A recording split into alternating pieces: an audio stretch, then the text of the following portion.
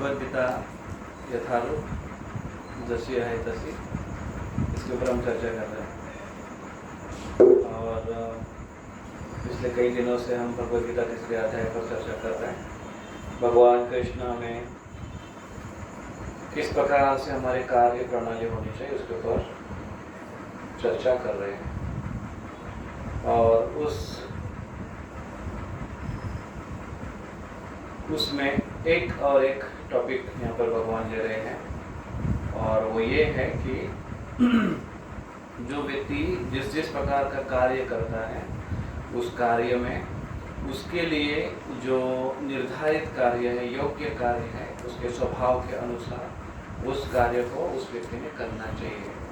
और यहाँ तक कि कृष्णा पिछले अध्याय और पिछले श्लोकों में ये भी बोलते हैं कि इस प्रकार से उसका जो स्वभाव कार्य है या स्वभाव प्रकृति का स्वभाव है, प्रकृति जिस प्रकार से उसने विकसित की है उसके अनुसार उसने कार्य करना चाहिए। प्रकृति सदृशम चष्टते स्वस्य प्रकृति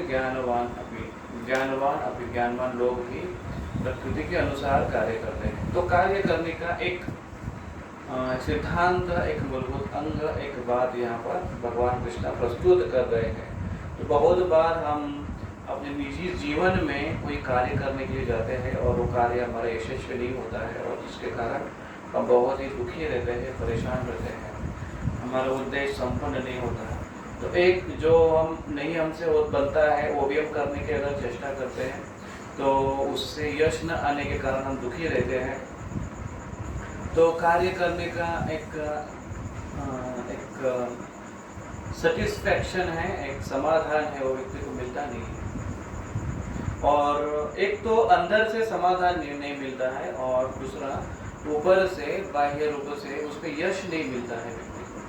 तो ऐसा कार्य करने के कारण व्यक्ति दुखी हो सकता है और उसे समस्या आ सकती है। तो कृष्ण कहते हैं कि तो दो प्रकार के कार्यों के बारे में वर्णन है यहाँ पर। एक कि हमको जो बस कुछ क्षण का हमें आनंद दे, ऐसे कार्य है जिसमें यश आने के कारण हमें आनंद होता है। लेकिन दूसरा एक जिसका आनंद प्रचुर मात्रा में है लेकिन भविष्य पर निर्भर है, या लॉन्ग लाइफ तक है, या कुछ समय के बाद प्राप्त होने वाला है। तो उसके लिए प्रयास करना चाहिए, भले ही वो करते समय अभी कठिनाई का सामना करना पड़े। इसके बारे में कृष्ण में समझाते हैं। तो बात रही जब समाधान की कोई कार्य करने से, श्रीमद् भागवतम में जहाँ पर वर्णन आता है व्यासदेव का, और व्यासदेव जी ने इतना उत्कृष्ट कार्य किया, सारे शास्त्रों का निरूपण किया है, वेदों के अंग बनाए हैं, वेदों का विभागनी की है, इतिहास महाभारत रामायण जैसे इतिहास रचे हैं, सब लोगों के लिए व्यवस्था करके दी है उन्होंने। इतना करने के बाद भी वो अंदर से समाधान, उनके अंदर सेटिस्फैक्शन वो महसूस नहीं कर रहे थे, आनंद को अनुभव नहीं कर रहे थे जो वो चाहते थे। उनसे एक ऐसे तो नारद मुनि वहाँ पर उनके गुरु जी आए और उन्हें समझाया कि एक आपसे भूल हो गई है, आपने बहुत अच्छा कार्य किया है, लेकिन एक भूल हुई है आपसे कि आपने भगवान का प्रत्यक्ष डायरेक्टली भगवान को आपने ग्लोरीफाई नहीं किया है, उनकी स्तुतियाँ नहीं की है, उनके बारे में विशेष ऐसा ग्रंथ नहीं लिखा है, तो उसके बारे में लिखिए आप। और फिर उन्होंने लिखा। तो एक है कि कृष्ण भावना भावित हमको होना है, और पूरी तरह से जो व्यक्ति कृष्ण भावना भावित होता है शुद्ध स्तर से, तो उसके लिए ये कार्य के नियम मायने नहीं रखते। लेकिन जब तक हम उस स्तर पर नहीं आते तब तक हमें कार्य के नियम बहुत ही मायने रखते हैं, और उसके फल से हम प्रभावित होते हैं। सुख दुख हम उससे प्रभावित होते हैं, हमारे कार्य में सुख दुख आएगा जिसके कारण हम प्रभावित होते हैं। तो इसलिए हमारे लिए वो कार्य की तरफ ध्यान देना आवश्यक है, और कृष्ण यहाँ पर बताते हैं हमारे इस आज के श्लोक में। तो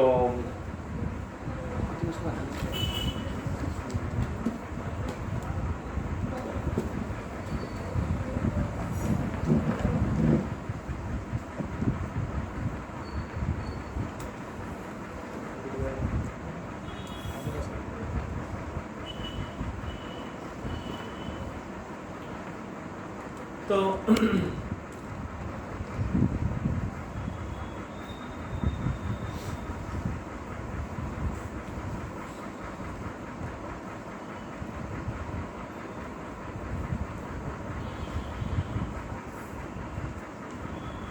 तो आइए आज का हमारा ये जो श्लोक है, श्लोक नंबर 35 तीसरे अध्याय का, जिसका दूसरा भाग, इसके ऊपर हम चर्चा करेंगे।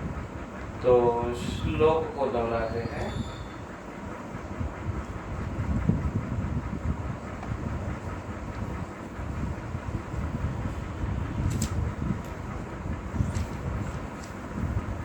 श्रेयान् स्वधर्मो विगुणः परधर्मात्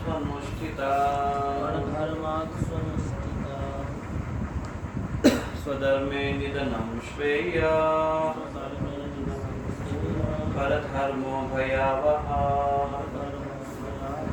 श्रेयान् स्वधर्म विगुणः परधर्मात्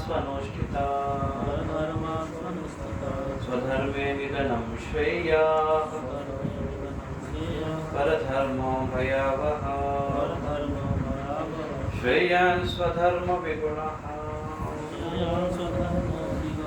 परधर्मात् स्वधर्मे निधनं श्रेय परधर्मो भयावहः। अनुवाद: अपने नियत कर्मों को दोषपूर्ण ढंग से संपन्न करना भी अन्य के कर्मों को भली भांति करने से श्रेयस्कर है। स्वीय कर्मों को करते हुए मरना पराय कर्मों में प्रवृत्त होने की अपेक्षा श्रेष्ठतर है, क्योंकि अन्य किसी के मार्ग का अनुसरण भयावह होता है। तो इस प्रकार से भगवान कृष्ण हमको कहते हैं श्रेयान् स्वधर्म विगुणः। हमने चर्चा की इसके ऊपर कुछ पिछले हमारे पाठ में, क्लास में। श्रेयान् स्वधर्म विगुणः, श्रेयान् मतलब जो श्रेय है, अच्छा कार्य है, यह उत्कृष्ट है। श्रेयान् स्वधर्म विगुणः, खुद का धर्म पालन करना ये श्रेय है, भले ही वो कैसे हो, विगुण। एक तो गुण है, गुणपूर्ण है, दूसरा विगुण या विपरीत गुण है, ऐसा भी हो तो भी इसका पालन आपको करना चाहिए, ऐसे कहते हैं। किसके कंपैरिजन में? परधर्मात् स्व अनुष्ठितात्। परधर्म स्व अनुष्ठितात्, अच्छे भली भांति संपन्न अगर होने वाला भी परधर्म हो, लेकिन उसके तुलना में विगुण या विपरीत गुण वाला स्वधर्म ही क्यों ना हो, वो श्रेय है, ऐसे इस लाइन का अर्थ है। इसके ऊपर हमने चर्चा किया था। श्रेय जिसके अर्थ लिखे थे हमने, कल्याण। तो ये कल्याण कारक है, ऐसा कार्य है, वो उसके बारे में चर्चा की थी। स्वधर्म और विगुण के ऊपर हमने चर्चा की थी, विपरीत गुण के ऊपर। अभी हम आज नीचे की लाइन पर चर्चा करेंगे और थोड़ा सा विगुण के ऊपर भी चर्चा करेंगे कि अर्जुन के लिए विगुण क्या है, अर्जुन के लिए विपरीत गुण क्या है। तो मानो अर्जुन यहाँ पर प्रश्न चिन्ह लेकर खड़े हैं कि हमने मैं विगुण, ये मुझे इसमें विगुण दिखाई दे रहे हैं, इसलिए मैं नहीं करना चाहता। श्रेयान, श्रेय इसमें क्या है, ऐसे उनका प्रश्न था। तो वही अर्जुन, वही कृष्ण का कहना है उनका कि जिस प्रकार जो अर्जुन ने जो पहले प्रश्न पूछा था, इसमें मुझे कुछ श्रेय नहीं दिखता, दिखाई दे रहा। न च श्रेय अनुपश्यामि अथवा स्वजनम आहवे। तो न च श्रेय, मुझे श्रेय नहीं दिख रहा है। किस दो चीजों में मुझे श्रेय नहीं दिख रहा है, जिस कार्य में मुझे क्या करना पड़ रहा है, हत्वा स्वजनम आहवे, हत्या करनी पड़ रही है स्वजन की, और उससे क्या होगा, राज्यम सुखादि च, जिससे मुझे सुख, राज्य का सुख मिलेगा, मुझे राज्य मिलेगा और उसके कारण मुझे हत्या करनी पड़ेगी। तो एक है ये राज्य लोभे न। तो यहाँ पर अर्जुन जो दिखाए इस प्रकार से मन में सोच रहे हैं कि मुझे क्या राज्य का लोभ हुआ है। तो एक है कि राज्य के लोभ के कारण मैं नहीं करना चाहूँगा, क्योंकि राज्य के लोभ के कारण अगर कोई व्यक्ति करता है कोई कार्य तो उससे विगुण हो जाता है। और इसके लिए भागवतम और शास्त्र में इंद्र जी के उदाहरण भरे पड़े हैं, जो अपने राज्य के लिए कितना उनके हाथ से गलतियां हुई हैं। राज्य उनका कौन सा है? उनका इंद्र पद है, और इंद्र पद के लिए कैसे कैसे ऋषियों की उन्होंने तपस्या भंग करने की कोशिश की, बिना वजह से। उनको पता भी नहीं कि वो राज्य के लिए तपस्या कर रहे हैं कि नहीं कर रहे, लेकिन वो बिना वजह से वो व्यवधान डाल रहे हैं। लेकिन क्या, किस कारण क्या है? ये राज्य लोभ है, राज्य का लोभ है। तो राज्य का लोभ व्यक्ति से विगुण करवाता है, ये अर्जुन जानते हैं। वैष्णव तत्व को जानने के कारण ये जानते हैं कि इससे विगुण हो सकता है। तो इसलिए कहते हैं कि मैं राज्य भोगे न राज्य लोभे न कार्य नहीं करूँगा, राज्यम न च राज्यम सुखानि च। तो ये एक है। और केवल इंद्र जी के नहीं है, लेकिन बाकी भी राजाओं के काफी सारे ऐसे उदाहरण हैं। यहाँ तक कि दुर्योधन को देखिए, राज्य का लोभ है, इसके कारण उसने क्या क्या कारस्थान किया पांडवों के प्रति। तो इतने सारे राज्य है, पूरा रामायण उसमें हुआ। मंथरा के मन में लालसा आई, और फिर उन्होंने कैकेयी को बहकाया, और कैकेयी को राज्य लोभ था, इसके कारण उन्होंने बड़ा कांड किया। तो इसलिए वो अर्जुन का कहना था। और क्या होगा? हत्वा स्वजनम, स्वजनों की हत्या करना ये कितना बड़ा पाप है। उस स्वजनों में उनके रिश्तेदार हैं, उनके अपने निजी, उसके भाई है, उनके ससुर है, यहाँ तक कि उनके गुरुजन भी हैं, उनके पिता प्रपितामह भी है, जिनसे वो बहुत प्रेम करते थे। तो ये बहुत बड़ा पाप है, अपनों की हत्या करना, अपनों को फंसाना, धोखा देना, ये बहुत बड़ा पाप है। और विशेष कर अपनों को फंसाना पाप क्यों इतना माना जाता है? क्योंकि जिनको हम अपना मानते हैं, या जो हमें अपना मानते हैं, यहाँ पर बड़ा विश्वास, बड़े विश्वास की बात आती है। लेकिन जब हम उसको मारते हैं, किसी का वध करते हैं जिसके ऊपर पूरा विश्वास है, तो ना केवल शरीर से वो मरता है, लेकिन विश्वास मतलब सूक्ष्म रूप से भी विश्वास का भी घात करते हैं, और व्यक्ति के शरीर का भी घात करते हैं। इसलिए बड़ा ही ज्यादा बड़ा पाप है ये।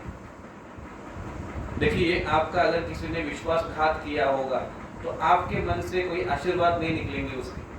आप एक एक क्षण मरेंगे उसके लिए। इसको बोलते हैं तीड़ तीड़ मरना। क्षण आप उसको एक बद्दुआएं देंगे, क्योंकि विश्वास का घात हुआ है। बोलेंगे आप कभी कभी, इससे बदले कि मुझे मार देता तो चलता, लेकिन विश्वासघात किया, मेरे विश्वास को मार डाला है।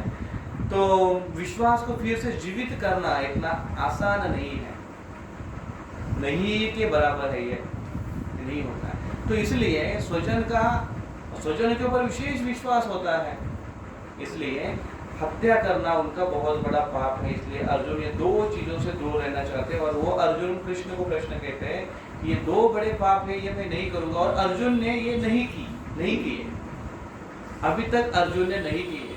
कौन से हम इंसिडेंट से देखेंगे। अगर द्रोणाचार्य को उन्होंने बंदी बना लिया, जब द्रुपद को, यहाँ पर गलत शब्द लिखा है, द्रुपद को उन्होंने बंदी बना दिया, लेकिन किसके कारण? द्रोणाचार्य के आज्ञा के कारण द्रुपद को बंदी बना लिया। तो उस समय वो ना उनको राज्य के सुख की लालसा थी, ना वो खुद के अपनों की हत्या कर रहे थे, क्योंकि अभी तक कोई रिलेशन जुड़ा नहीं था, वो उनके ससुर अभी तक बने नहीं थे द्रुपद राजा।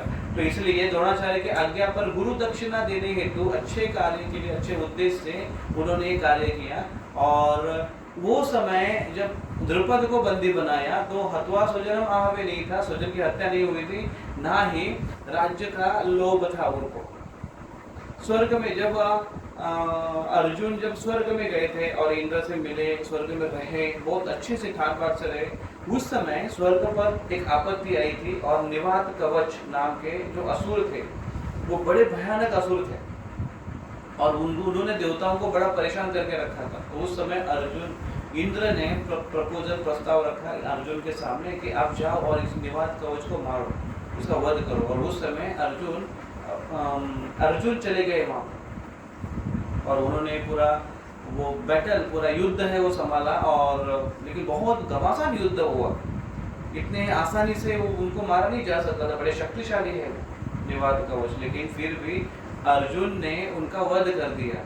तो निवात कवच का वध कर दिया, वहां पर भी स्वजनों की हत्या का संबंध नहीं आता है, ना ही राज्य की सुख की लालसा है। अर्जुन के मन में ये बिल्कुल लालसा नहीं है कि अगर ये मैं जीत लूंगा तो इंद्रदेव मुझे कुछ यहाँ का एक कोई प्रांत दे देंगे, या बोलेंगे चल तू इतना बड़ा राजा इधर ही रहे, हमारे साथ रहे, क्योंकि कभी कभी आक्रमण होते हैं तो हमारे लिए उपयुक्त है। नहीं, ऐसा ऐसा नहीं कहा। हालांकि अर्जुन इंद्र की जो राज गद्दी थी उसके आधे सिंहासन को शेयर कर देते, उधर बिठाते थे वो। इंद्र अर्जुन को अपने सिंहासन पर अपने बाजू में बिठाते थे। हार्डली आप ऐसा सीन कभी देखोगे। ऐसा सीन केवल वही राज्य में दिखाई देता है जहां पर एक राजा जो कि बड़ा उदार हो, जो उसको उसके राज्य में पत्नी उसकी आती है तो पत्नी उसके बाजू में बैठती है, अर्धांगिनी उसकी, तो उसको वो शेयर करता है अपना आधा राज्य या आधा सिंहासन। लेकिन यहाँ पर अर्जुन उनके इतने प्रिय थे और इतने काबिल थे अर्जुन को उन्होंने सिंहासन आधा शेयर किया था। लेकिन फिर भी अर्जुन के मन में ये उस समय सुख की लालसा नहीं थी, तो उस समय भी अर्जुन ने युद्ध किया, लेकिन राज्य सुखाने की इच्छा नहीं थी, ना ही स्वजन की हत्या का कोई संबंध था, तो इसलिए अर्जुन के लिए ये बात हुई नहीं थी। फिर जब उनका विवाह हुआ अर्जुन का, और उन्होंने जब जीत लिया इनको,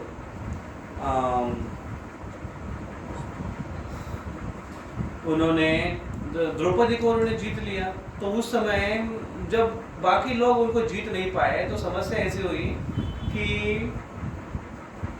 बाकी लोग, क्योंकि ऐसा होता है ना कि हम नहीं जीत पाए और इसने जीता, तो तुरंत आपस में उनका झगड़ा शुरू हुआ कि ये ब्राह्मण कहाँ से आए, ये ब्राह्मण को अलाउ नहीं है, हम क्षत्रिय है, क्षत्रियों का अपमान किया है द्रुपद राजा ने, और इसलिए उन्होंने युद्ध छेड़ लिया।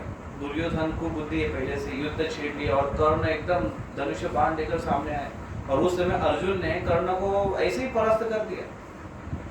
और भीमसेन उनके पास ना गदा था ना कुछ, क्योंकि ब्राह्मण के रूप में आए थे। वहां पर एक राज्य में एक पिलर खड़ा था, राजवाड़ा में पिलर होते हैं, उस पिलर को उखाड़ लिया और वो पिलर से लेकर उनके ऊपर टूट पड़े, उनको मारने के लिए आए। तो वो लोग सैन्य लोग डर गए कि ये कोई बड़ा शक्तिशाली ब्राह्मण नहीं दिखाई दे रहा, लेकिन बड़ा शक्तिशाली कोई व्यक्ति है, शायद क्षत्रिय ब्राह्मण है, ऐसा उन्होंने सोचा। तो इसलिए उस समय लेकिन उस समय द्रुपद की रक्षा करने के लिए उन्होंने शस्त्र उठाया, लेकिन वहां पर भी द्रुपद के राज्य की कोई उनकी कामना नहीं थी, राज्य उनका मिलेगा ऐसे कोई, और ना ही उन्होंने अपनों की वहां पर हत्या की। तो वहां पर भी ऐसा युद्ध, ऐसा संबंध नहीं था, ऐसा प्रॉब्लम नहीं था।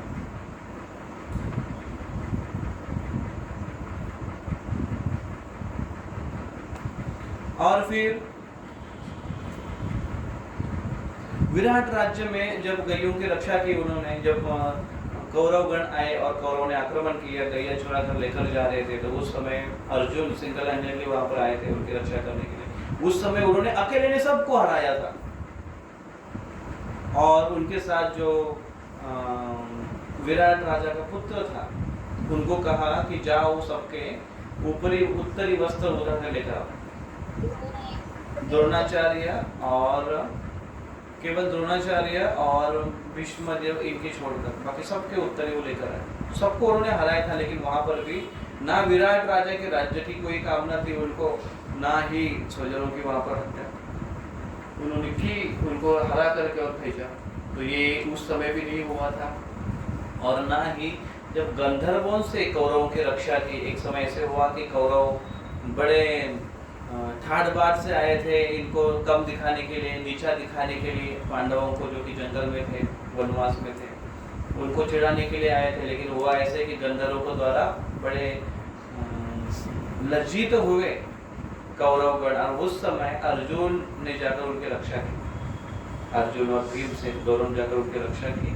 और उस समय भी उन्होंने युद्ध किया, लेकिन उसमें भी कभी ऐसे प्रसंग नहीं दिखाई दिया जिसमें अर्जुन ने स्वजन की हत्या की और राज्य की कामना की। तो अभी प्रश्न ये है कि ये इतने सारे उनके लाइफस्टाइल में, और भी एक जगह उन्होंने युद्ध किया, उन्होंने शिव जी के साथ भी उन्होंने युद्ध किया। जब तपस्या कर रहे थे तो उस समय शिव जी उनकी परीक्षा लेने के लिए आए थे एक बिल्ल के रूप में। तो उस समय शिव जी के साथ युद्ध हुआ, शिव जी को भी युद्ध कला में उन्होंने जीत लिया, उनके मन को जीत लिया, लेकिन वहां पर भी ऐसे कोई स्वजन हत हुआ और राज्य सुखाने की कोई बात नहीं थी। तो ऐसे प्रसंग उनके जीवन भर में दिखाई दिए, लेकिन ऐसा भयानक प्रसंग उनके सामने पहली बार आ रहा है, और इसलिए उनके मन में ये क्वेश्चन था कि इसके कारण मैं युद्ध नहीं करना चाहता हूँ। तो ऊपरी दृष्टिकोण से अगर देखा जाए तो यह विगुण दिखाई दे रहा है अर्जुन के लिए। ये कार्य करना विगुण, विपरीत गुण वाला है। क्यों? क्योंकि अर्जुन ने अभी तक इस उद्देश्य से कोई युद्ध नहीं किया है। अभी जो हमने इतने सारे उदाहरण देखे हैं, इतने उनके जीवन में युद्ध में कभी इस कारण के लिए उन्होंने युद्ध नहीं किया है। और क्योंकि इस कारण के लिए युद्ध करना ये युद्ध के या क्षत्रिय गुण के विपरीत है, इसलिए अर्जुन के लिए ये विगुण है।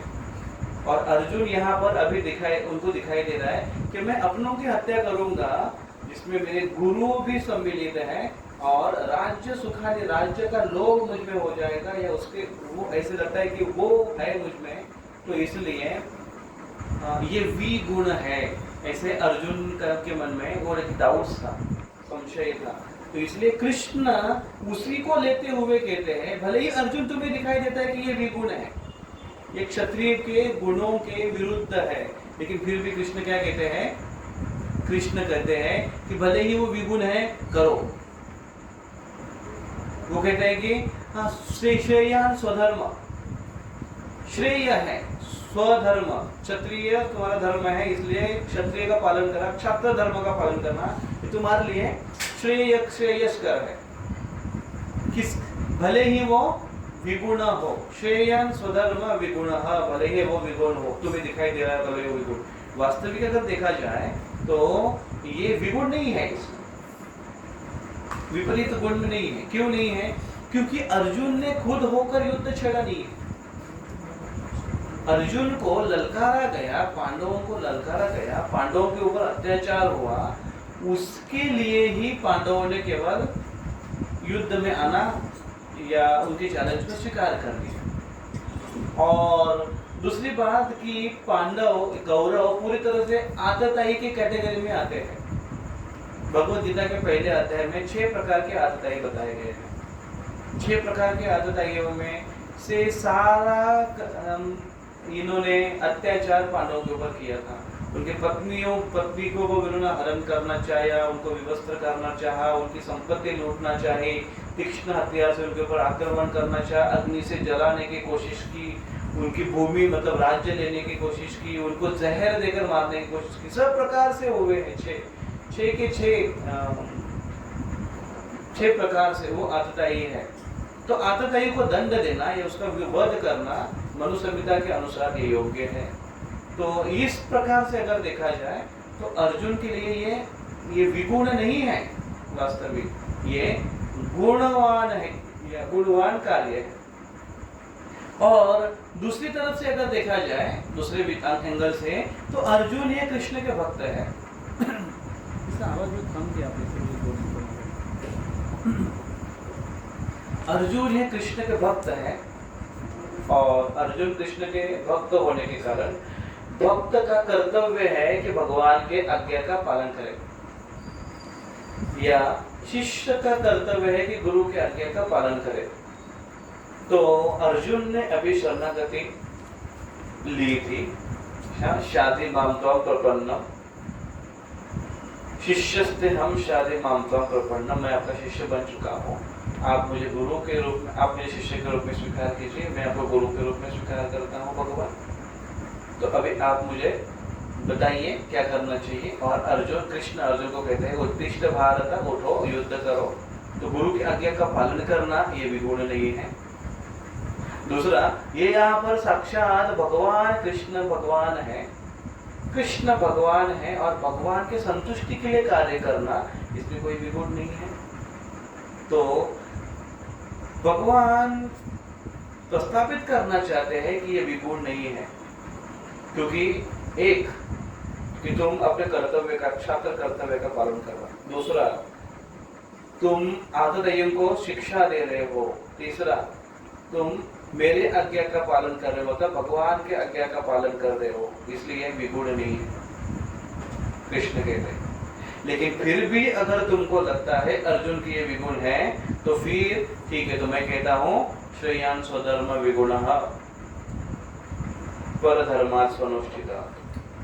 श्रेयान स्वधर्म विगुण, भले तुमको लगता है विगुण है, कोई बात नहीं है, लेकिन श्रेयस्कर है वो। तुमने पूछा था ना अर्जुन प्रश्न, न च श्रेय अनुपश्यामि, मुझे कोई श्रेय नहीं दिखाई दे रहा है। मैं बोल रहा हूँ ये श्रेय है, क्योंकि इसका पालन करो, तुम्हारे खुद के निजी धर्म का पालन करो, ये अच्छा है तुम्हारे लिए। क्यों? क्योंकि इसके विरुद्ध, इसके अगर अलावा अगर कोई कार्य करने के लिए जाओगे तो आपको समस्या होगी। तो अर्जुन के दृष्टिकोण से ये विगुण है, कृष्ण के दृष्टिकोण से ये गुण संपन्न है, या गुणवान है, ये योग्य कर्म है। कभी कभी ऐसे हमको दिखाई देता है विरोधाभास कि एक गुण हमको गुणवान दिखाई देता है, लेकिन अंदर से गुणवान दिखाई देता है, बाहर से कभी कभी विगुण दिखाई देता है। कभी बाहर से विगुण दिखाई देता है, कभी अंदर से गुणवान गुण संपन्न दिखाई देता है। ऐसे ऐसे कुछ कार्य है, ऐसे कुछ प्रसंग है, कुछ घटनाएं हैं, कुछ चीजें हैं जो उसके लिए विगुण है, लेकिन वास्तविक में वो सगुण है। ऐसे कुछ एग्जाम्पल्स है, जैसे देखो कोयल, ये कैसी दिखती है? काली दिखाई देती है। तो काली कोयल है, दिखने में कोई रूप नहीं है, लेकिन गाती कितनी मधुर है ना। हम सवेरे जब चैंटिंग के लिए बैठते हैं 5:30 बजे, 5:15 बजे, तो हम सुनते हैं काफी भक्तगण अपने छत पर जाकर बैठते हैं माला करने के लिए, अगर बारिश नहीं है तो वहां पर काफी सारी पशु पक्षियों के आवाज, पशु नहीं लेकिन पक्षियों की आवाज आती है। उसमें मोर है, कोयल है, अन्य विविध पक्षी है, बहुत अच्छा लगता है वो सुनने के लिए। तो उसमें कोयल का आवाज बहुत मधुर माना गया है। तो कोयल भी काली है और काक भी काला है। काक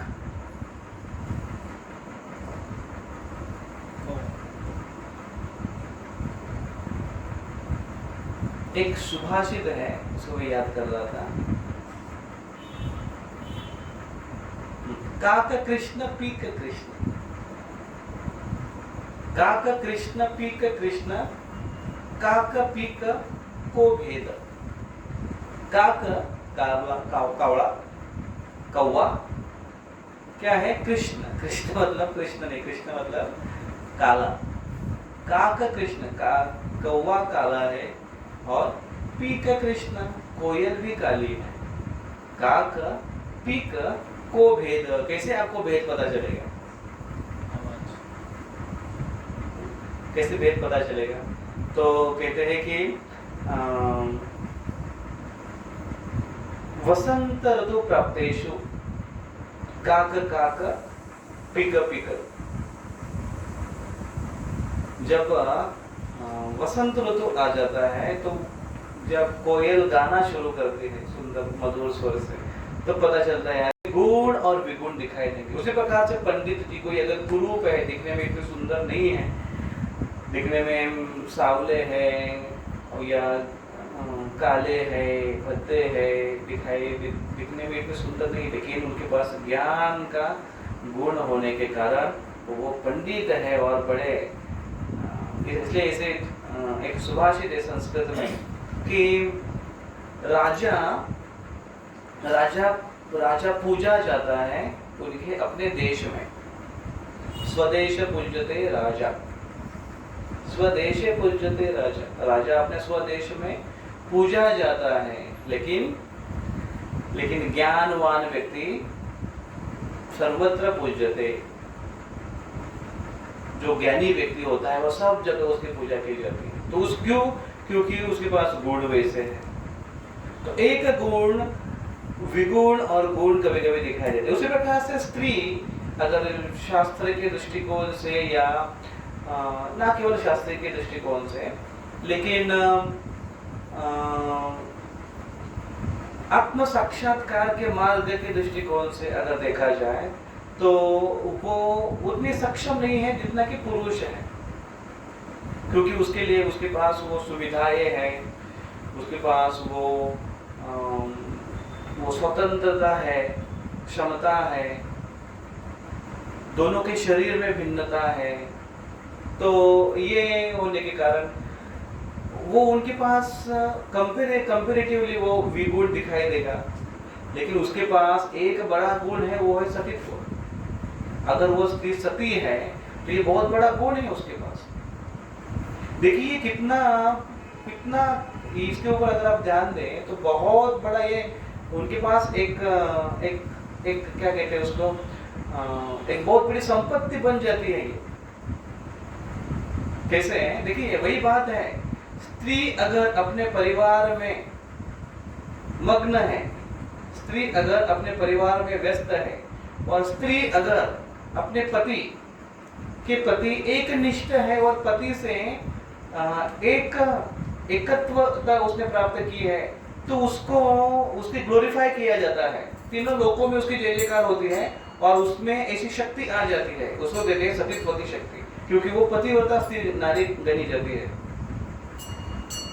उसी की तुलना में अगर पुरुष को देखेंगे कि वो संसार में व्यस्त है, मस्त है, ग्रस्त है, और वो अगर अपने पत्नी से आसक्त है, तो उसकी इतनी भर्त्सना की गई है शास्त्रों में, निपट मूर्ख है, और वो स्त्री लंपट है, और वो क्या तो क्या उसको बोला गया है, उसकी अवहेलना की गई है, उसको उसके लिए वैराग्य कहा गया है कि ठीक है तुम्हारा कर्तव्य करो, लेकिन तुम्हारा ध्यान पूरी तरह से ना कि स्त्री में होना चाहिए, ना कि धन में होना चाहिए, ना कि स्वजनों में होना चाहिए, तुम्हारा जो चित्त है वो कहाँ होना चाहिए?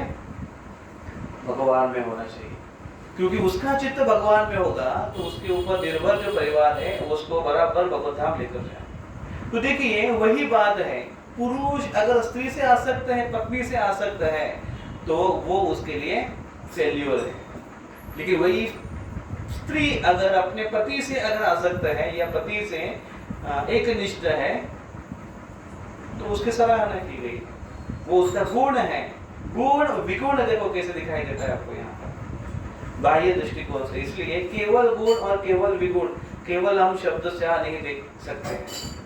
उसी प्रकार से वर्ण, जो 4 वर्ण बनाए गए हैं कृष्ण ने बताए गए, क्षत्रिय, ब्राह्मण, क्षत्रिय, वैश्य और शूद्र, तो ये 4 गुण, ये वो वर्ण, उस वर्ण के अनुसार अगर वो व्यक्ति अगर अपने गुणों को प्रकाशित करता है, तो उसी के लिए वो गुण बताए गए हैं। अगर वो उस गुण को धारण नहीं करता है तो विगुण बताए गए।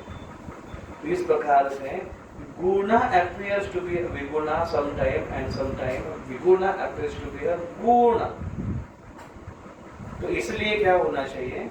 इसलिए जो आत्मदर्शी व्यक्ति है, तत्वदर्शी व्यक्ति है, वो तत्वदर्शी व्यक्ति वो तत्व को समझते हुए उसका निष्कर्ष निकाल कर निर्णय लेता है। इस प्रकार से कृष्ण दूसरे अध्याय में बोलते हैं निष्कर्ष तत्वदर्शी व्यक्ति किस प्रकार से होता है। तो कृष्ण भी यहाँ पर अर्जुन को समझा रहे हैं कि जिसको तुम गुण समझ रहे हो वो विगुण है, और जिसको तुम विगुण समझ रहे हो वो गुण है। और भले ही तुमको अगर विगुण लग रहा है तो ठीक है, विगुण ही सही, लेकिन कोई बात नहीं है, अपना धर्म पालन करते समय विगुण ही भले ही हो जाए, वो तुम्हारे लिए श्रेयस्कर है। क्यों श्रेयस्कर है? क्योंकि उसके अलावा अगर तुम कोई कार्य करोगे तो क्या होगा? अगली लाइन में बताते हैं स्वधर्मे निधनम श्रेयः। इस हद तक बताते कृष्ण कि स्वधर्म का पालन करते समय अगर निधनम भी हो तो भी श्रेय है। निधनम श्रेय, निधन भी हो जाए तो श्रेय है। धर्मो रक्षति रक्षितः, एक सुभाषित बताया गया है, धर्मो रक्षति रक्षितः। जो व्यक्ति धर्म की रक्षा करता है, धर्म उसकी रक्षा करता है। जो व्यक्ति धर्म की रक्षा करता है मतलब क्या? धर्म की रक्षा के लिए तलवार उठाता है क्या? वो क्षत्रिय का धर्म है। धर्म की रक्षा करने के लिए तलवार उठाना, लड़ना, वो क्षत्रिय का धर्म है। तो ब्राह्मण धर्म की रक्षा करना मतलब वो भी तलवार उठाए? नहीं। धर्मो रक्षति, जो व्यक्ति जिस धर्म में है उस धर्म का अगर वो पालन करता है तो वही धर्म उस व्यक्ति की रक्षा भी करता है। एक तो उसका निचले धर्म में, या धर्म का अर्थ यहाँ पर खास कर जो वर्ण की चर्चा कर रहे कृष्ण अर्जुन के बता रहे उस कनेक्शन, और दूसरा कृष्ण जिस प्रकार से बता रहे वो है स्वधर्म, मतलब खुद का निजी धर्म या आत्मा का धर्म। तो उस धर्म का अगर वो व्यक्ति पालन करता है, उस तत्व का अगर व्यक्ति पालन करता है, तो फिर क्या होता है, वही तत्व, वही प्रिंसिपल उस व्यक्ति की रक्षा करेगा। देखते हैं आगे कैसे वो होता है, कैसे करते हैं। स्वधर्म में प्राण की बाजी लगाना, इसके दो अर्थ आप ले सकते हैं। तो स्वधर्म में प्राण की बाजी लगाना अर्थात एक तो प्राण की बाजी लगाना मतलब अपनी जान जोखिम में डालकर वो कार्य करने के लिए तैयार होना या तत्पर रहना। और एक दूसरा होता है जिसमें प्राण की बाजी लगाते हुए भी अगर कुछ समस्याएं हो जाए तो उससे भी अगर समस्या हो जाए तो भी व्यक्ति का लाभ ही हो जाता है, उसकी रक्षा हो जाती है। जिसका उदाहरण इसमें आता है, गर्ग संहिता में आता है कि जहाँ पर यदुओं का युद्ध हुआ था बलवल नाम के राक्षस से। दोनों का घमासान युद्ध हुआ और उस युद्ध में बलवल बड़ा शक्तिशाली भी था, तो उसमें कई यदु मारे जा रहे थे। तो अभी ये यदु कौन है? कृष्ण के लीला में प्रकट हुए हैं यदु। ये उन्होंने देवताओं को कहा था कि आप लोग अवतार लेकर प्रकट हो जाओ, तो देवतागण प्रकट हो रहे थे। अभी ये बहुत अच्छे से युद्ध कर रहे हैं, सामने जाकर बिना डरे बलबल से युद्ध कर रहे हैं। तो वो कुछ मारे जा रहे हैं, मारने के बाद उनका शरीर जैसे छिन्न हो जाता था, मर जाते थे, उनकी आत्मा जब निकल जाती थी तो वो फिर से अपने शरीर को, पूर्व शरीर को या ऊपरी शरीर को वो प्राप्त करते थे। तो स्वर्ग के शरीर को, देवताओं के शरीर को प्राप्त कर रहे थे। तो कोई देवतागण बन रहे, कोई गंधर्व बन रहे, सुंदर शरीर उनको मिल रहा है।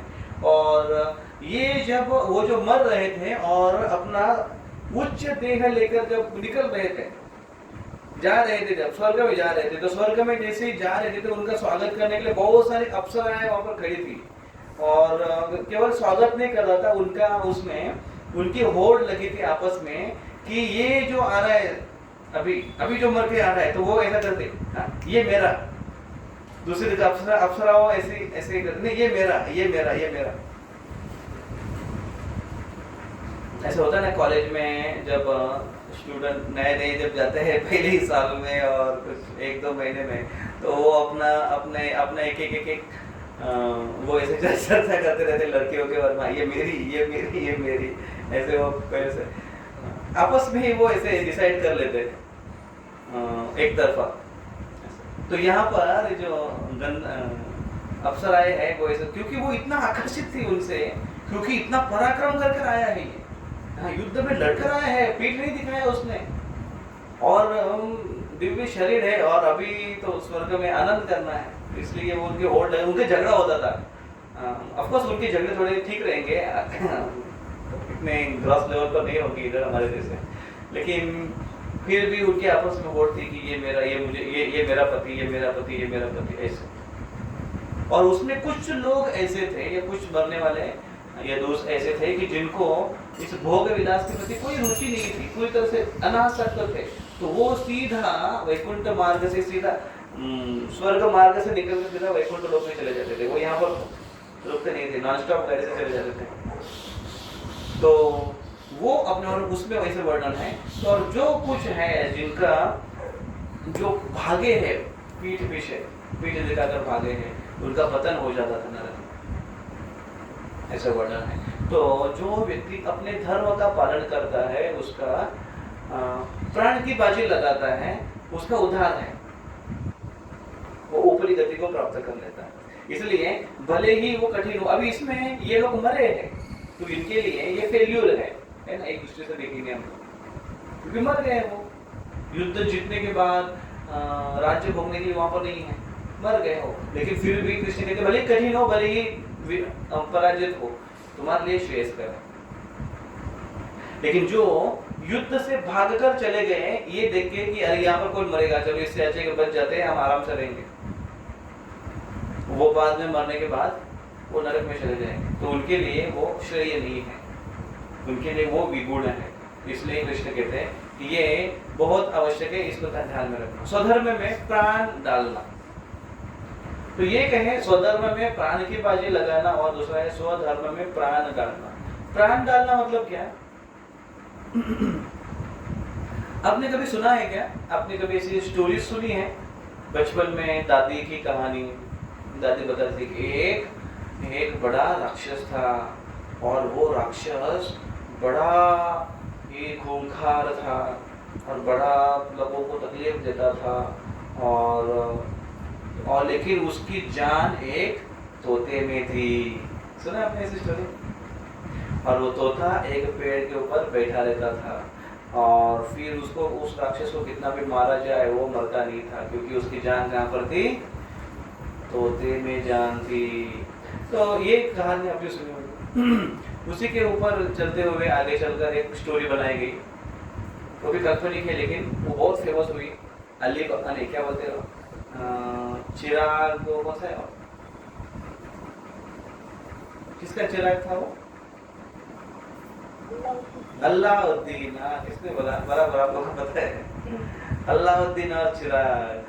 तो अल्लाउद्दीन का चिराग, तो अल्लाउद्दीन वो चिराग में उस असुर की, वो जो राक्षस था, जीन बोलते हैं उसको, जीन की जीन, तो वो जीन की जान थी उस चिराग में, और चिराग को ऐसे घिसा जाता था तो उसको तकलीफ होती थी बेचारे को, क्योंकि उसमें उसकी जान है चिराग में, है ना ऐसा। तो जिसमें जान है उसको अगर कुछ तकलीफ हो तो उस व्यक्ति को तकलीफ होती थी, है ना, किसी में जान होती है।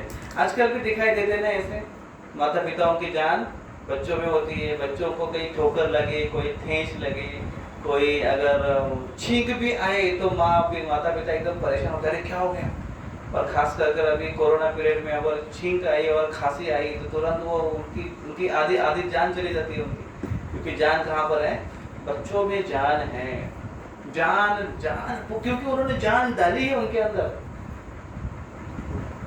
तो स्वधर्म में कोई अपना प्राण डाले, वही अर्थ में, उस प्रकार से अगर अपनी जान डालता है कोई स्वधर्म पालन करने में, स्वधर्म पालन करने में जान डालना मतलब उस नियम के प्रति बड़ा ही सतर्क रहना, हर एक नियम से वाकिफ रहना, हर प्रकार से उस नियम का पालन करने के लिए तैयार रहना, और तपस्या सहन करने के लिए तैयार रहना, इसे कहते हैं प्राण डालना। तो स्वधर्म का पालन करने के लिए तो उसमें है ब्राह्मण, क्षत्रिय, वैश्य, शूद्र। लेकिन अगर हम इस धर्म को अगर देखें कि स्वधर्म, अगर हम इसमें आत्मा के स्तर पर अगर देखें, आत्मा का स्वधर्म है जीवेर स्वरूप है कृष्ण नित्य दास। अगर दास बन गए हैं तो सेवा हमारा मुख्य कार्य है। तो सेवा करने के लिए क्या हम अपना जान डाल रहे हैं, प्राण डाल रहे हैं? उस हद तक स्वधर्म में निधनम श्रेय। एक है स्वधर्म का पालन करते हुए निधन भी अगर हो जाए व्यक्ति का तो वो श्रेयस्कर है, ऐसा कृष्ण कहते हैं। और स्वधर्म में प्राण डालना, जान डालनी मतलब उसमें बहुत अधिक, उसमें अपने प्रयासों को डालना। लोग बोलते कभी कभी इस बिजनेस में मैंने जान डाली है, जान तभी आज होकर ये ऊपर आया है, बिजनेस इतना सेटअप हुआ है। जान डालते हैं लोग, बिजनेस में जान डालते हैं, पढ़ाई में जान डालते हैं, इतनी मेहनत की, अरे जान की बाजी लगा कर जान डालकर पढ़ाई की हमने, दिन रात मेहनत करके पढ़ाई की, तभी जाकर वो अच्छा NIT में और IIT में उनका एडमिशन हुआ। हाँ, तभी कभी वो कहीं जाकर वो नीट और जी को क्रैक कर पाए। ऐसे लोग बोलते हैं बहुत मेहनत की, तो उसी प्रकार से जब कोई वैष्णव अपने वैष्णव धर्म का अगर पालन करना है तो कृष्ण कहते हैं कि ऐसे हमको मेहनत करनी चाहिए, प्राण डालनी चाहिए, अपने कर्तव्य में, अपने सेवा में प्राण डालनी चाहिए। सेवा में प्राण डालेंगे तो उसमें अगर कोई समस्या भी हो जाए, कृष्ण उसको बोलते हैं कि ये श्रेयस्कर है। प्रभुपाद जी भागवतम का तात्पर्य लिखते हैं और वो कहते हैं कि मैंने जब लिखा है, लेकिन हो सकता है कि मेरा व्याकरण ठीक नहीं है, ग्रामर ठीक नहीं है, कभी कभी कुछ त्रुटियां हो सकती हैं, लेकिन फिर भी ये लिटरेचर है, ये जो लिखान है उनका, उन्होंने जो साहित्य किया है ये बहुत ही महत्वपूर्ण है और लाभदायक है आने वाले पीढ़ियों के लिए। भले ही उसमें त्रुटि हो, भले ही उसमें कोई समस्या हो, लेकिन श्रेय है। उसी प्रकार से हम भगवान की सेवा करने में लगे हुए, और इसी कनेक्शन में कृष्ण कहते हैं स्वल्पमप्यस्य धर्मस्य त्रायते महतो भया। कृष्ण कहते हैं थोड़ा भी अगर किया जाए भक्ति मार्ग में प्रयास या भक्ति के कार्य, तो बहुत बड़ा लाभ आगे देने वाला होता है, या बड़े बड़े खतरे से हमको बचाता है। थोड़ी भी करे तो सोचिए, अगर पूरी तरह से अगर अपना प्राण लगा कर किया तो कितना उसका लाभ होगा। कृष्ण कहते हैं भगवद गीता में, इसलिए स्वधर्म में प्राण डालना आवश्यक है। परधर्म भयावह।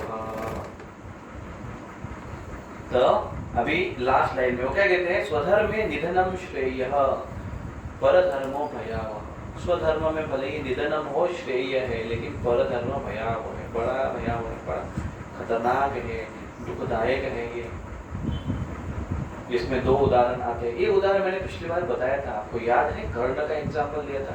और कर्ण अपने क्षात्र धर्मों को छोड़कर क्या करके निकल गया था, ब्राह्मण धर्मों का स्वीकार कर गया था विद्या सीखने के लिए। किसके पास गया था? या परशुराम के पास गया था वो सीखने के लिए। और फिर फायदा तो कुछ हुआ नहीं, लेकिन क्या हुआ, शाप मिल गया। मतलब वो ऐसे हुआ कि होटल में गया, खाया पिया कुछ नहीं, ग्लास फोड़ दिया, बिल भर कर आ गया। ये एक बार एक भी भूसावल में मुझे एक भक्त ने पहली बार, बहुत साल पहले पहली बार मुझे उसने ये बताया था, होटल में गया, खाया पिया कुछ नहीं, ग्लास फोड़ दिया। मैं इतना हंसा था, इतना हंसा था, इतना हंसा था उसके ऊपर, बोला बाप रे, ये तो बहुत बेकार सिचुएशन है। होटल में गया बेचारा, कुछ खाया नहीं, ग्लास टूट गया, उससे पैसा भरकर आ गया। तब मुझे वो इंसिडेंस मेरा याद आया कि मेरा एक बार मेरी घड़ी खराब हुई थी, हैंड वॉश, तो मैं रिपेयरिंग करने के लिए गया एक स्टॉल पर। तो एक टपरी वाला था, उसको तो उसने लिया, उसको रिपेयरिंग किया, शॉप वाला था, उसने तो मैंने डाला था एक दिन पहले, उसने मुझे बोला ये दिन आ जाओ। वो दिन में गया तो देखा मैंने, घड़ी उन्हें दिया मेरे हाथ में, मैंने उसको चेक कर दिया, बराबर चल रही है, चाबी उसकी जो थी वो सब चेक किया, बराबर चल रही है। ऐसे कर रहा था, करते करते करते करते वो मेरे हाथ से छूट गई और नीचे गिर गई। तो वो जनरली मुझे ऐसे एक ऐसी आदत है कि अगर ऊपर से कोई वस्तु मेरे हाथ से छूट कर नीचे गिरती है तो जमीन पर गिरकर वो टूट ना जाए, फूट ना जाए, बिखर ना जाए, इसलिए मेरा अनायास वो एक पैर मेरा सामने आ जाता है। सामने आकर पैर पर अगर गिर जाता है तो वो बचेगी नहीं, टूटेगी नहीं, फूटेगी नहीं, ऐसे एक सिस्टम बैठ गया है मेरा। तो जैसे मेरे हाथ से छूटी तो मैंने पैर सामने किया, तो पैर में अभी जूते पहने हुए हैं, तो पैर में जैसे जूते पर वो टपक गया तो जूते से ऐसा उड़ गया, जूता थोड़ा सा ऐसा ही था, क्या कहते उसको, उछलने वाला था, उसके ऊपर गिर कर वो घड़ी उछल गई और सामने गटर थी, गटर में जाकर गिर गई। अभी उसने रिपेयरिंग की थी, रिपेयरिंग करने का उसका जो चार्जेस था उसने मुझे बिल दिया और मेरे पास घड़ी भी नहीं है, मैंने उसको बिल भर दिया, वापस आ गया। क्या करे, उसको उसके कर्म के उसको पेमेंट तो करना पड़ेगा। तो मैंने उसको बोला भाई कुछ कर सकते हो कैसे गटर में, वो बोले गई अभी वो गई मेरी आपकी गई। तो ऐसे होता है कभी कभी, कर्म का ऐसे ही हुआ। तो ये इंसिडेंस है कि परधर्म भयावह, और ये उसके लिए बहुत बेहतर हो गया, उसके लिए बड़ा खतरनाक हो गया, कर्ण के लिए वास्तविक। दूसरा उदाहरण आता है चांडोर मुष्टिक का। चांडोर मुष्टिक, और ये टोटल मुष्टिक, चांडोर मुष्टिक, खल, तोशल, ऐसे 5 मल्ल थे। ये बड़े शक्तिशाली थे। चांडोर मुष्टिक का दोनों का नाम आता है क्योंकि ये दो बड़े ज्यादा मुष्टंडे थे। तो ये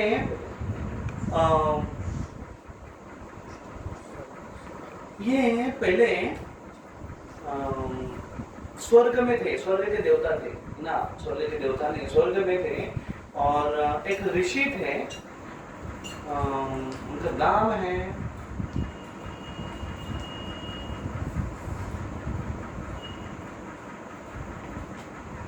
उद्दालक, आई थिंक उद्दालक, उतथ्य नाम के एक ऋषि थे। तो उतथ्य नाम के ऋषि थे और उस ऋषि ने उनके ये पुत्र थे, ऋषि पुत्र थे।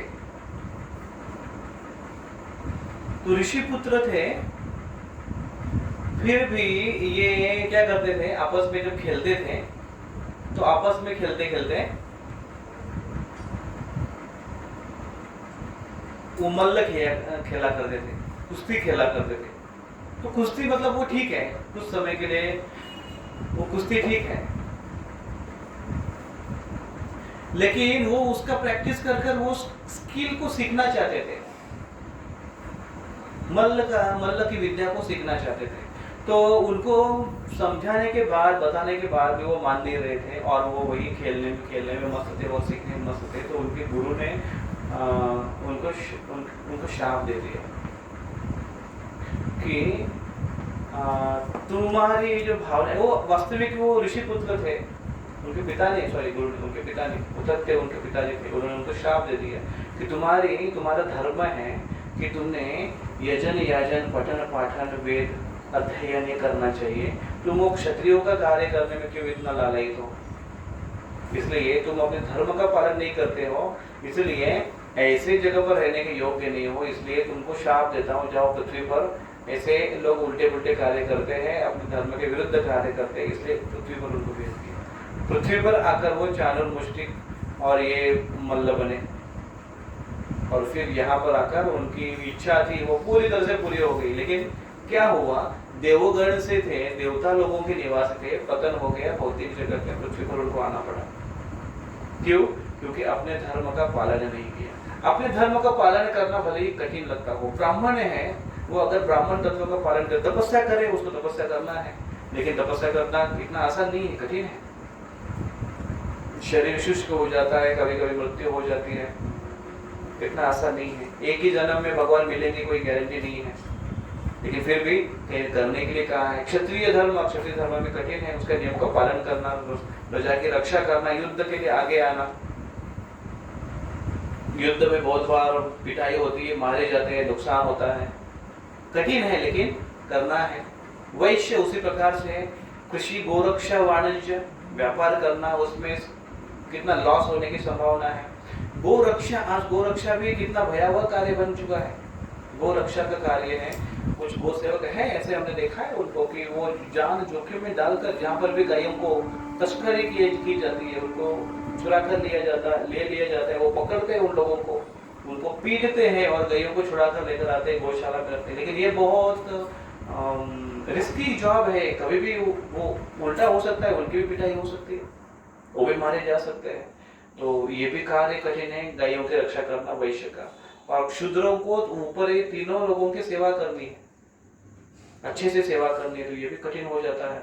तो इसलिए ये अपने कार्य में भले ही कठिन हो, लेकिन फिर भी उनको कृष्ण कहते हैं कि उसको करना चाहिए उन्होंने, क्योंकि पर धर्म भयावह, दूसरे धर्म का पालन किया। तो जिस प्रकार से ये जो उतथ्य ऋषि के जो पुत्र थे उनकी हालत हुई, जिस प्रकार से कर्ण की हालत हुई, भयानक, उनको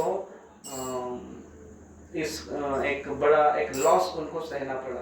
तो ये लॉस सहना ना बेर करना पड़े, इसलिए स्वधर्म का भले ही कठिन हो, पालन करना चाहिए। एक बार एक साधु थे, साधु, और जंगल में रहते थे, निर्जन भजन करते थे, उसमें संतुष्ट थे। दिन में एक ही बार केवल माधुकरी करने के लिए निकलते थे, पड़ोस के गांव में जाकर माधुकरी करते थे, जितना भी मिलता था वापस लेकर आते थे, और जंगल में रहते थे अपने कुटिया में, उससे संतुष्ट रहते थे। जो मिला मिला, नहीं मिला नहीं मिला, उससे संतुष्ट रहते थे वो।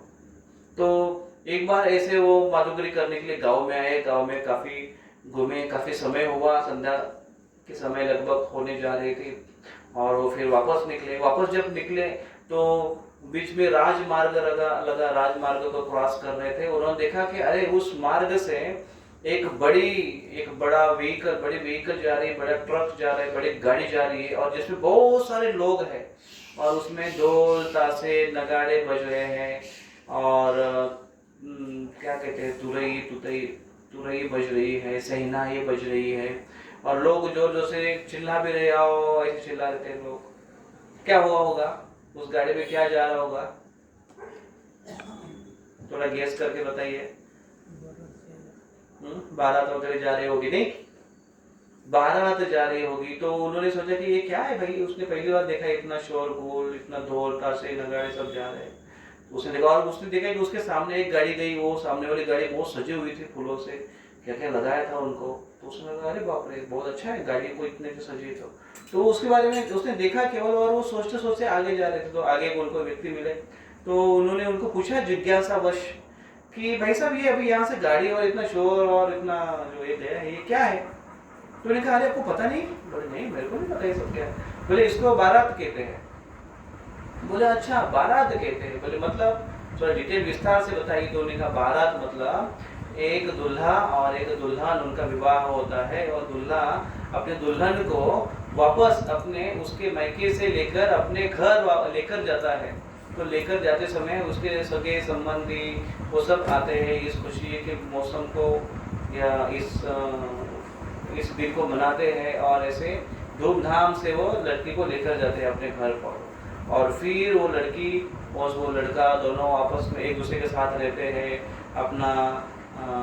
अपना परिवार उनका सजाते हैं, घर सजाते हैं, इस प्रकार से अपना संसार बसाते हैं। तो ऐसे होता है, उसको बोलते हैं दुल्हा दुल्हन, ऐसे उसको बोलते बारात। बोले अच्छा अच्छा हाँ, बाकी तो ठीक है, बोले समझ में आया, लेकिन इसको समझ में नहीं आया था कि इसको बारात बोलते। बोले हाँ ये बारात है। तो फिर वो साधु निकल गए जंगल में, जा रहे थे, मन में वही चला था, रहे हाँ यार बहुत अच्छा सजाया था, वो अच्छे दिख रहे थे, लोग कपड़े वपड़े भी बड़े अच्छे पहने थे। तो दुल्हन थी, दूल्हा भी था, तो बड़े सजे हुए, वो भी सामने से दिख रहे थे। तो उसके मन में वो विचार था, जिज्ञासा भी थी, मन में सोच भी थी और ऐसे करते करते चले गए। संध्या समय उनका हुआ, फिर जो भी मातुकरी मिली थी उन्होंने खाया और फिर वही एक जगह पर उन्होंने देखा कि समय हो चुका था काफ़ी। तो उन्होंने सोचा कि चलो अभी इधर ही विश्राम करते हैं। तो जो उनके पास पोटली में था तो माधुकरी मिला था वो निकाल कर खाया। तो कुएं के किनारे आए थे वो और कुएं से पानी निकाला, वो जो खाना है वो प्रसाद पाया उन्होंने और फिर उन्होंने सोचा कि चलो इधर ही विश्राम कर लेते हैं। तो वो जो कुआं था, पुराने समय पर कुछ कुएं ऐसे भी थे, अभी भी है, कि जिनको बाहर से ऐसे फेंसिंग नहीं होता है, ये कंपाउंड वॉल नहीं होता है, कटड़ा नहीं होता है, कट्टा क्या बोलते हैं आप उसको, दीवार या पत्थर का बना होता है या कभी कभी ईंट का बनाते हैं, ऐसे कंपाउंड बनाते हैं ना उसको, ताकि कोई गिर ना जाए, ऐसे है ना, समझ में आया होगा आपको। तो ऐसे उसको था नहीं, उस कुएं को ऐसे ही बनाई गई थी केवल। तो वो साधु उधर रुके, खाए पिए, उन्होंने सोचा कि चलो इधर सो जाते, तो उधर सो गए वो किनारे में, उसी के सो गए। तो रात में अभी गहरी नींद में थे और लगभग मध्य रात्रि में उनको सपना आया और सपने में वो बारात आ गई, क्योंकि उसके बारे में जिज्ञासा की थी, इच्छा की थी, तो इसलिए वही सपने में आए बाराती। फिर वो सोच रहे कि अरे हाँ बाराती, तो वो सोच रहे कि अरे मैं दूल्हा हूँ। तो अभी ये दूल्हा बन गए साधु जी महाराज जी, तो घर में दूल्हा हो और मेरी दुल्हन ऐसी रहेगी, ऐसे मन में उसके चल रहा है। फिर दोनों के लोग बाराती उसको बधाई देते हुए धूम धड़ाके के साथ वो घर पर लेकर गए। तो अभी वो घर के बारे में ऐसे कल्पना चल रही है उसके स्वप्नों में। और फिर उनकी पत्नी उनके बाजू में है, पत्नी उनके पास बैठी हुई है और अभी रात में वो विश्राम कर रहे हैं। तो ये अभी ये क्योंकि इनको आदत नहीं है स्त्रियों के साथ में कोई घोल मिलाप करने का, तो इसलिए वो बहुत एक अपना जो पलंग था उसके एकदम कोने में सो गए हैं। तो पत्नी को लगा अरे भाई क्या हो गया, कुछ मुझ में कुछ बुरा ये है क्या, ये बुरा मान गए क्या। तो वो उनको मनाने के लिए उनके पास नज़दीक गए। तो ये अभी आदमी थोड़ा सा सहमा सा हो रहा है। तो फिर वो उसकी पत्नी बोलती है अजी आप इतना दूर क्यों सोए हुए, मैं निकट आओ। तो वो बोलती थी निकट आओ, तो ये थोड़ा सा निकट आता था। फिर वो बोलती थी और निकट आओ, तो ये बोलते थे और थोड़ा सा निकट आता था। बोलते और थोड़ा निकट आओ, तो ऐसे और निकट आओ करते करते करते करते जोर से धड़ाम से आवाज हुआ। और वो साधु ने जब देखा कि अरे बाप रे, वो कुएं में गिर चुका है।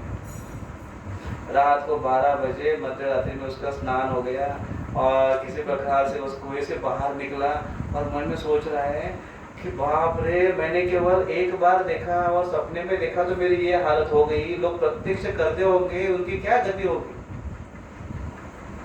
ऐसे बेचारे वो सोचने लगे कि क्योंकि क्या होता था, वो सपने में बोलती थी थोड़ा नजदीक आओ, तो ये थोड़ा सही में वो सरकता था, नींद में वो सरकते बेचारे कुएं में जाकर गिर गए। तो फिर उसने इसका कंक्लूजन निकाला कि नो, कृष्ण बोलते भगवत गीता में परधर्म भयावह स्वधर्मे निधनम श्रेय। भले ही निधन आ जाए, समस्या आ जाए, कठिनाई आ जाए, स्वधर्म का पालन बड़े कठिनाई से अच्छे से करना चाहिए, क्योंकि परधर्म अगर पालन मैंने थोड़ा भी इतना सा किया तो क्या हो गया, रात को 12 बजे ठंडे ठंडे पानी से मेरा नहाना हो गया, स्नान हो गया। तो इसलिए परधर्म के बारे में व्यक्ति ने बहुत कॉशियस होना चाहिए और कॉन्शियस होना चाहिए। प्रभुपाद जी इसके ऊपर क्या चर्चा करते हैं, आइए देखते हैं। ये श्लोक आप सबको बोलना चाहिए। आप सब इसको देख रहे हो शायद, आप इसको देखिए।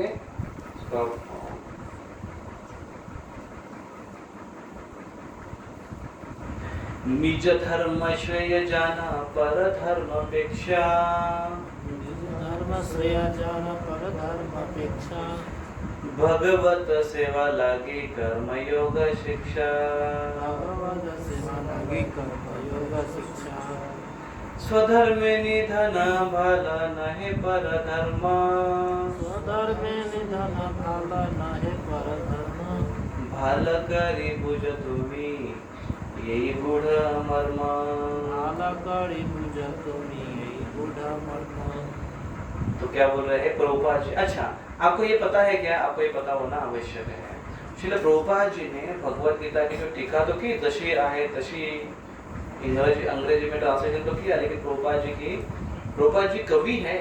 आपको पता है प्रभुपाद जी कवि है। प्रभुपाद जी ने कुछ गाने ये लिखे हैं, भजन लिखे हैं, मार्केन भागवत धर्म, बोडो कृपा कोयले कृष्ण, और भी कुछ भजन है प्रभुपाद जी के। और प्रभुपाद जी ने भगवत गीता को काव्य रूप में लिखा है, बंगाली भाषा के काव्य रूप में। प्रभुपाद जी ने भगवत गीता के एक एक श्लोक पर एक एक काव्य ऐसे लिखा है प्रभुपाद जी, ये ऐसे भजन तैयार किए हैं। तो इसमें से ये श्लोक है आज का दूसरे अध्याय का 35वां श्लोक। इसमें प्रभुपाद जी क्या लिखते देखिए, क्या बोलते प्रभुपाद जी? निज धर्म श्रेय जान पर धर्म अपेक्षा, पर धर्म की अपेक्षा निज धर्म श्रेय जान। जान मतलब आप जान लो इसको। जान का एक अर्थ ये भी है, जान जान, जिसे हम जान कहते हैं ना, प्राण जान। निज धर्म श्रेय जान, निज धर्म तुम्हारे श्रेय, पर धर्म अपेक्षा, पर धर्म के तुलना में। भगवत सेवा लागी कर्म योग शिक्षा। प्रभुपाद जी ने सीधा उसके कौन से धर्म के बारे में लाया, वही उसका जो आत्मा का जो धर्म है उसके बारे में प्रभुपाद जी सीधा बोल रहे हैं। ट्रांसलेशन में प्रभुपाद जी क्या कह रहे हैं? प्रभुपाद जी ट्रांसलेशन में कह रहे हैं और तात्पर्य में भी कह रहे हैं, अर्जुन का निज धर्म है क्षत्रिय ब्राह्मण, इसके बारे में बता रहे। अनुवाद में भी तो इसी के बारे में आता है, स्वधर्म स्वधर्म। अपनी जो टीका की उन्होंने सही सही आस्था सीधा सीधा रख दिया सामने। क्या क्या है वो? भगवत सेवा लागी। भगवत सेवा ये आपका सही धर्म है, हर एक जीव का सही धर्म है भगवत सेवा, कर्म योग शिक्षा, ये सबसे बड़ी शिक्षा। स्वधर्म में निधन भाल, और ऐसे स्वधर्म का पालन करते हुए निधन भाल। निधन अगर हो जाए तो भाल है वो, भाल मतलब भालो भालो, भाल भालो भालो अच्छा है वो भाल, नहीं परधर्म, परधर्म नहीं चाहिए। भाल करे पूज तुम्ही, भाल करे पूज तुम्ही, भाल कर आप ये बात एक अच्छी तरह से समझ लो, हाल करी बूझो तुम, ये समझो आप, यही गुड़ मर्म, ये सबसे गुड़ मर्म है। इस श्लोक का सबसे गुड़ मर्म क्या है? निज धर्म भगवत सेवा लागी कर्म योग शिक्षा, ये जीव का सही धर्म है। इसके अलावा जो बाकी धर्म है आपने जो बनाए हैं, अपने शरीर के धर्म बनाए हैं, शरीर के कर्तव्य बनाए हैं, ड्यूटीज आपने बनाई है, व्यवसाय हमने बनाए हैं, ये सारे हमारे जो कर्म हैं, इसको कर्म योग में लगाओ, कर्म योग में इसको जोड़ो। कर्म योग बनाओगे तो क्या होगा? भगवत सेवा से वो कर्म योग बन जाएगा। यही सबसे बेस्ट महत्वपूर्ण शिक्षा है, ऐसे प्रभुपाद जी इस श्लोक में कहते हैं। तो इन शॉर्ट इस श्लोक में क्या कहते हैं? श्रेयान् स्वधर्म विगुणः परधर्मः स्वनुष्ठितात् स्वधर्मे निधनं श्रेय परधर्मो भयावहः। कृष्ण कहते हैं कि श्रेयान् स्वधर्म विगुणः, खुद का धर्म पालन करना ये श्रेयस्कर है, भले ही वो विगुण है, जिसके तुलना में परधर्म स्व अनुष्ठितात्, अच्छे से दूसरा धर्म करने की तुलना में अपना खुद का धर्म पालन करना श्रेयस्कर है। और स्वधर्म में निधनम श्रेय, अगर स्वधर्म का पालन करते हुए भले ही कठिन ही या फिर मरना ही क्यों ना पड़े, लेकिन परधर्मो भयावह है उसके तुलना में, तो इसलिए स्वधर्म का पालन करना चाहिए। और इसलिए हमारे लिए मैसेज है कि हम शारीरिक स्तर पर भी स्वधर्म का पालन करें, जो हमारा वर्ण के अनुसार अपने धर्म का पालन करें, अपने आश्रम के अनुसार अपने धर्म का पालन करें, गृहस्थ धर्म का पालन करें, वानप्रस्थ सन्यासी धर्म का, ब्रह्मचारी धर्म का पालन करें। अन्य धर्म भयावह है, तो इसलिए इसका पालन करना चाहिए, स्वधर्म का पालन करना चाहिए। और कृष्ण समझाते हैं कि इस वर्ण और आश्रम से परे जाकर अगर देखना चाहिए तो हम देखें कि हमारा वास्तविक स्वधर्म आत्मा का स्वधर्म है भगवान कृष्ण की भक्ति करना, तो इसलिए वो स्वधर्म का पालन करें। तो परधर्म मतलब शरीर के स्तर पर का स्वधर्म पालन करते हुए आत्मा के स्तर पर का स्वधर्म, दोनों को बैलेंस रखते हुए इस स्वधर्म का पालन व्यक्ति का होना चाहिए, और इससे उसका लाभ है। और इसकी तुलना में परधर्म उसके लिए भयावह है, उसका पालन नहीं करना चाहिए। ये कृष्ण अर्जुन को और उनके द्वारा हमें समझाते हैं। अभी परत स्वधर्म पालन करते हुए ये समझ में आता है हमें पर स्वधर्म का पालन करना चाहिए, लेकिन बहुत बार क्या समस्या होती है कि स्वधर्म का पालन हम करने जाते हैं लेकिन हम कर नहीं पाते हैं ठीक प्रकार से। कोई अड़चन, दुविधाएं, संघर्ष हमारे सामने खड़ा हो जाता है। क्यों ऐसा होता है? कभी कभी ऐसे लगता है कि ये हमारी इच्छा नहीं है ये सब चीज करना, लेकिन फिर भी हो जाता है हमारे हाथ से, पर धर्म का पालन हमारे हाथ से हो जाता है। तो क्यों ऐसे होता है? ये प्रश्न अर्जुन पूछते हैं कृष्ण को। तो क्या प्रश्न है वो? अर्जुन उवाच, वो प्रश्न आता है। क्या पूछते हैं? वो पूछते हैं कि हे कृष्ण, क्यों ऐसे होता है कि अथ केन प्रयुक्तो यम पापों में चलति पुरुषः, पाप करने के लिए व्यक्ति क्यों प्रेरित हो जाता है, अपना स्वधर्म का पालन क्यों नहीं कर पाता है? ऐसे लगता है कि जबरदस्ती कोई उसे करवाता है। तो क्यों ऐसे होता है ये हमको बताइए। और कृष्ण वो बताना शुरू करेंगे आगे श्रृंखला में। तो एक नई श्रृंखला, बड़ी सुंदर श्रृंखला शुरू हो जाती है, उसको हम आगे कंटिन्यू करेंगे। बहुत बहुत धन्यवाद आप सभी भक्तों का। हरे कृष्णा। किसी के मन में कोई प्रश्न है तो हम चर्चा कर सकते हैं, अन्यथा हम कथा को यहीं पर विराम देंगे।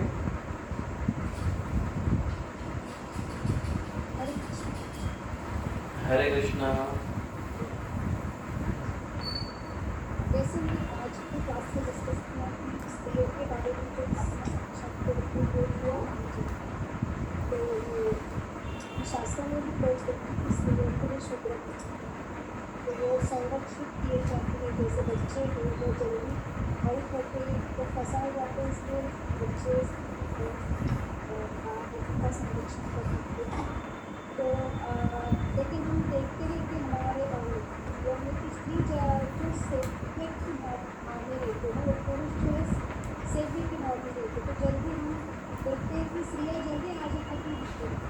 तो हम कैसे समझे इसमें कि वो भाव देती है और दूसरी बात जो सेवक की भाव में रहते हैं इसलिए, और क्योंकि हमारे खुद एक आत्मा साक्षात्कार स्त्री, तो और वो भी कहती है कि कथन पश्यति है स्त्रियाँ, तो हम कैसे समझेंगे आत्मा साक्षात्कार के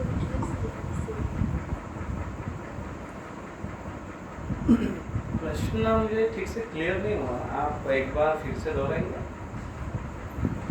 हाँ प्रभु जी, जैसे आपने बोला कि स्त्रियाँ आत्मा साक्षात्कार के लिए पूर्ण माना जाता है पुरुषों से, ऐसा तो भी मतलब शास्त्रों में बहुत बार ऐसा बोला है कि स्त्रियाँ शूद्र है, ठीक है, तो वहाँ तो वो जल्दी फंसाई जाती है, इसको संरक्षित किए जाते, तो लेकिन हम देखते हैं कि जल्दी आती है दिखती है और पूजा पाठ अपने पुरुषों से ज़्यादा स्त्रियाँ करते हैं, और पुरुष हमेशा एक सेवक के भाव में रहते हैं लोग, और हमेशा स्त्रियाँ जो है एक सेवक के भाव में रहते हैं, इसलिए भक्ति में आना बहुत जल्दी हो सकता है। हम देखते हैं कि स्त्रियाँ जल्दी आते हैं, तो फिर और मुझे हमारे में स्वयं भी आपने साक्षात्कार स्त्री को जैसे हम ज़्यादा करते। तो क्वेश्चन ये है कि ऐसे क्यों कहा जाता है कि स्त्रियाँ, हाँ वो हमें भाव बताया गया, हमें कि आत्मा साक्षात्कार के लिए पूर्ण बताया गया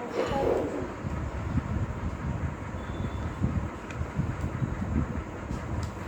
तो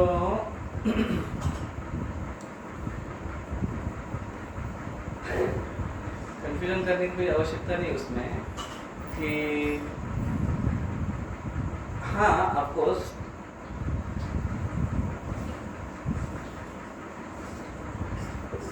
ना कि उनको हम भावुक कहेंगे, ना कि हम उनको कम बुद्धि का कहेंगे, लेकिन they are quite innocent like a child, and there is a tendency in the society that they may abuse by some abuser, so इसलिए they need some protection, they need some guidance or under care, ऐसे कहा गया है, ऐसे उनको रखते हैं।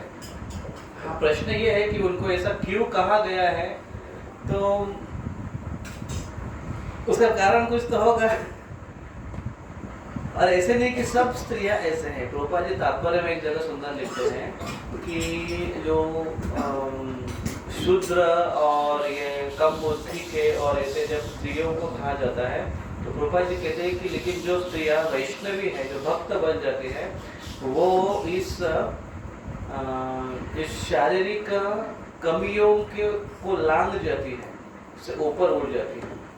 तो वैष्णवों के बारे में या वैष्णवी के बारे में ऐसे मन में सोचना भी और इस प्रकार से मानना भी ये गलत है। तो इसलिए वैष्णवी को कोई कम बुद्धि का मान नहीं सकते, क्योंकि बोधा भाव समन्विता, जो बुद्धिमान व्यक्ति है उसको ग्रहण करता है, ऐसे कहा जाता है। और अगर स्त्रियों ने भक्ति को ग्रहण किया है तो वो बुद्धिमान है, तो कम बुद्धि का उनको मान नहीं सकते हैं।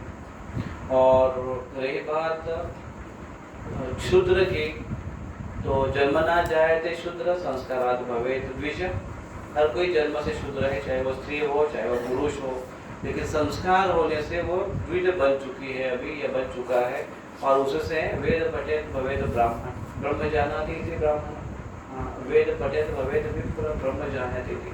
तो संस्कार के कारण उसमें प्रगति होती है और वो ब्राह्मण स्तर पर आप पहुँचते हैं। तो ब्राह्मणी स्तर पर वो पहुँच सकती है जब उनके ऊपर संस्कार है। तो वैष्णव तत्व का पालन करना ये अपने आप में एक संस्कार है। तो वैष्णव तत्व का पालन करने के कारण, संस्कार होने के कारण वो अभी शूद्र रही नहीं है। तो अभी वो शूद्र रही नहीं है और ना ही वो कम बुद्धि की रही है। कम बुद्धि की नहीं क्योंकि भक्ति को ग्रहण किया है, शूद्र नहीं है रही है क्योंकि अभी संस्कार, भक्ति के संस्कार, वैष्णव के संस्कार उसके ऊपर हो चुके हैं, तो इसलिए वो ऊपर उठ चुकी है। तो इसलिए हमारे शास्त्र में ऐसी भी स्त्रियाँ हैं जो बहुत पारंगत है, पुरुषों को सिखाती हैं, ऐसे भी स्त्रियाँ हैं। समय समय पर सीता महारानी प्रभु रामचंद्र को सिखा रही है, जब वो उनको नहीं लेके जाना चाहते थे, कभी कभी प्रताड़ित भी करती है, तो वो भी बड़ी चढ़ी है। तो वैष्णव बनने के बाद शारीरिक स्तर से व्यक्ति ऊपर उड़ चुकता है, वो इस बंधन या इस कमियों को पूरा कर लेता है, ऊपर उड़ता है उससे। तो इसलिए वैष्णव के बारे में ये बात नहीं बताई गई, तो इसलिए ऐसे मानने की आवश्यकता नहीं कि वो शूद्र है या फिर कम बुद्धि है। ठीक है, सब बुद्धिमान है, हमारे माताएं सब बुद्धिमान हैं, भगवान की सेवा में लगे हुई हैं, इतने अच्छे से सेवा कर रहे हैं, सब लेक्चर सुनते सुनते भी सेवा करते हैं, वो इतनी सेवा में लगी हुई है।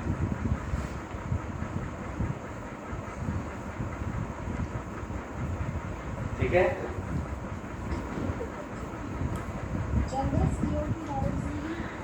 जनरल स्त्रियों के बारे में और जनरल पुरुष के बारे में दोनों के बारे में हम कह सकते हैं। जनरल पुरुष हो, जनरल स्त्री हो, दोनों की कैपेसिटी है, वो जन्मना जाए थे शूद्र। अगर संस्कार नहीं हुए हैं तो वो शूद्र, संस्कार भी शूद्रों के हुए तो संस्काराद भवेत् शूद्र, क्योंकि शूद्र के संस्कार हुए, बचपन से टीवी मोबाइल के थिएटर्स के संस्कार हुए, दारू इसकी संस्कार हुए, तो शूद्र से भी नीचे जा रहा है वो। शूद्र में भी क्या है, एक शूद्र कैटेगरी के भी कुछ गुण हैं जो उसके पास नहीं है, तो वो जन्मना जाए तो शूद्र, तो प्रयास नहीं किया तो वैसे रहेगी। हाँ, उस जनरल मास में अगर लोगों में अगर देखा जाए कि जो वैष्णव तत्व का पालन नहीं करता, या फिर वैष्णव तत्व का पालन करना, इसका अर्थ ये नहीं कि हम केवल कैटेगराइज करेंगे, जो भक्त बन गया तो बहुत बड़ा हो गया, वो ऐसे नहीं है। जिसके पास ये बुद्धिमत्ता आ गई है कि वो अपने से श्रेष्ठ किसी को स्वीकार करना शुरू कर लिया है और जीवन का उद्देश्य वो जान चुका है, भगवान की आराधना क्या है वो समझ चुका है, ये जब व्यक्ति को समझ में आता है तो ऐसा व्यक्ति अपनी चेतना से ऊपर, अपनी चेतना में उसने तरक्की कर दी है। जिसको ये चेतना नहीं है, जो केवल खाओ पियो ऐश करो के ही अगर मार्ग में है, तो वो जनरल मास जिसको हम कहते हैं, तो उसमें भेद ये है कि स्त्री और पुरुषों में भेद ये है कि जनरल अगर टेंडेंसी देखी जाए तो स्त्रियों की जो भावना है और उनका मन है, वो संसार में, परिवार में उनका ज़्यादा लगा होता है, उनका लगाव वहाँ पर ज़्यादा है, पारिवारिक जीवन में उनका लगाव ज़्यादा होता है पुरुषों की तुलना में। इसलिए क्योंकि, और उसका कारण तो ये भी है कि पुरुष दिन भर बाहर भी रहता है अपने बिजनेस में, स्त्री दिन भर घर में भी रहती है, तो उनके वहाँ पर आसक्ति रहना ये स्वाभाविक भी है। तो एक तुलना से है कि वो घर में रहने के कारण उनकी घर में ज़्यादा नज़र होती है, ज़्यादा आसक्ति होती है, ज़्यादा उनकी रुचि होती है, तो इसलिए उनको उसी के बारे में केवल कहा जाए, इसलिए उनकी आसक्ति रहती है, तो अनायास रहती है, ऐसे बताया गया है। ये मतलब किसी ने आकर उनको दोषारोपित नहीं किया है, लेकिन ये एवरेजली सर्वे है, ये एवरेजली सर्वे है, और उसके अनुसार ये पता किया है उन्होंने कि जनरली उनकी सोचने की जो प्रवृत्तियाँ होती है वो घर बार के उसी में होती है। तो इसलिए शुद्र बुद्धि कहा गया है। शुद्र बुद्धि का अर्थ है कि वो बुद्धि ऊंची बात नहीं सोचता है। शुद्र का एक अर्थ ये भी है कि वो निचला है या ऊंची बात नहीं सोच पा रहा है, तो उसके मन में वो विचार है क्योंकि उसी के बारे में वो सोच रही है। और पुरुषों की बुद्धि, और ये बात तो सत्य है कि स्त्रियां भावुक होती हैं, भावुकता उनके अंदर है, भावना प्रधान है। वो भावना प्रधान अगर वो नहीं होती तो वो इतना लगाव, इतना प्रेम कैसे दे पाती है अपने बच्चों को। पुरुष की तुलना में माँ ज़्यादा प्रेम करती है बच्चों को, और वो आवश्यक है। माताओं को वो स्वभाव दिया गया है, भगवान ने दिया है, वो आवश्यक है, क्योंकि नहीं बच्चों का संगोपन नहीं होगा।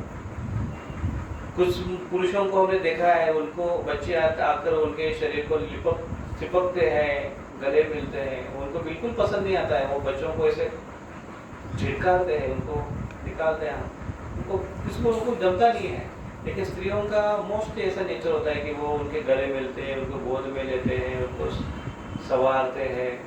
और साइकोलॉजी के अनुसार अगर देखें तो बच्चे कम से कम 5 साल की उम्र तक तो बच्चों को शरीर स्पर्श देना बहुत आवश्यक है, नहीं तो उनमें कमियां रह जाती है। बड़े होने के बाद उनके ऊपर उसके बहुत बड़े ही उसके साइड इफेक्ट उनको आते हैं उनके इमोशनल लेवल पर।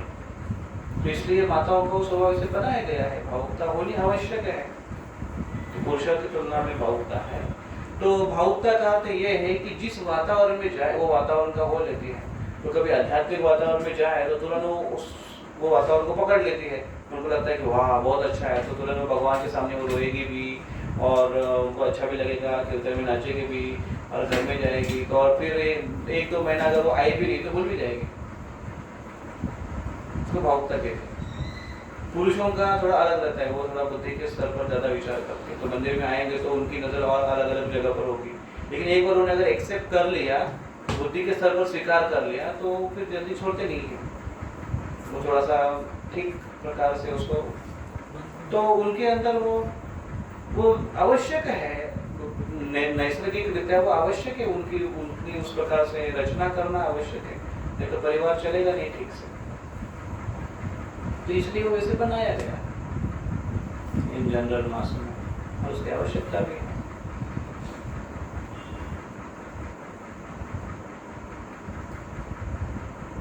और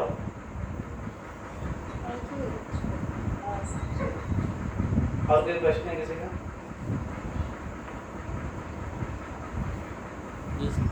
ये है कि इस तरह से धृतराष्ट्र के बच्चे जो दुर्योधन थे उनको बोल रहे थे वो कि इसको अगर त्याग दो तो तुम्हारे लिए अच्छा रहेगा। तो एक पिता के धर्म से अगर कोई डिवोटी है और उसके बच्चे मतलब कि बदमाश, उसको हर जो है वो अपना कर्तव्य निभा रहे हैं उनके, लेकिन एक स्टेज पे है कि बहुत सारा फिर आगे भी जिम्मेदारी देना, तो क्या वो उचित रहेगा उसको आगे के बच्चे को देना? मतलब बच्चों को किसको देना? मतलब कि अभी मतलब कोई डिवोटी के बच्चे हैं ऐसे करा, और वो डिवोटी उस बच्चे के प्रति सभी कर्तव्य कर रहे हैं, लेकिन वो मतलब पूरा नास्तिक टाइप हो गया है, नास्तिक टाइप है, मतलब मटेरियलिस्टिक ज़्यादा है। तो फिर उसको क्या करना चाहिए उस डिवोटी को ऐसे? अच्छा, तो प्रश्न आपका ये है कि धृतराष्ट्र को कहा गया था क्योंकि उसके पुत्र अच्छे नहीं थे, दुर्योधन खासकर उनको त्यागने के लिए कहा था और उन्हें त्यागा नहीं आसक्ति के कारण। लेकिन वही तुलना में अगर कोई वैष्णव है और उनके अगर बच्चे हैं, वो अगर वैष्णव नहीं है, भक्त के बच्चे हैं, वो वैष्णव नहीं है, मटेरियलिस्टिक है और उनका व्यवहार अनुचित व्यवहार है, तो जैसे धृतराष्ट्र को सलाह दी गई थी कि उसको त्याग दो, वैसे भक्तों ने अपने बच्चों को त्यागना चाहिए क्या? ये प्रश्न है, क्या करना चाहिए? क्या करना चाहिए? तो अच्छा, बड़ा लॉजिकल क्वेश्चन है।